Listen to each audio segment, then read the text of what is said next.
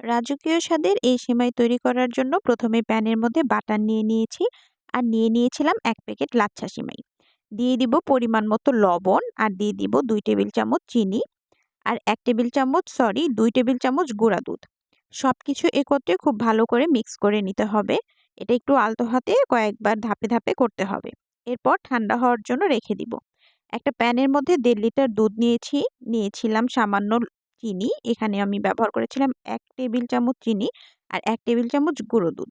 যেহেতু আমার মিষ্টি আগেই ব্যবহার করেছি সেমাইয়ের মধ্যে, তাই মিষ্টিটা একটু কম দিয়েছি। তেজপাতা আর এলাচ দিয়ে কিছুক্ষণ জাল করে নিয়ে 2 টেবিল চামচ কনডেন্স মিল্ক দিয়ে দিব। কনডেন্স মিল্ক দেওয়ার পরে কিছুক্ষণ সময় আরও জাল করে নিয়ে যে কাজটা করতে হবে, আরও 2 টেবিল চামচ গুঁড়া দুধ 2 টেবিল চামচ পানি দিয়ে গুলিয়ে সেটা দিয়ে দিতে হবে।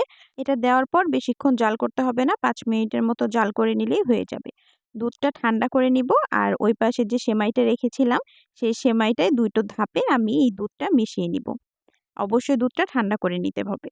ফুল ভিডিও পেজে দেয়া আছে, চাইলে দেখে নিতে পারেন।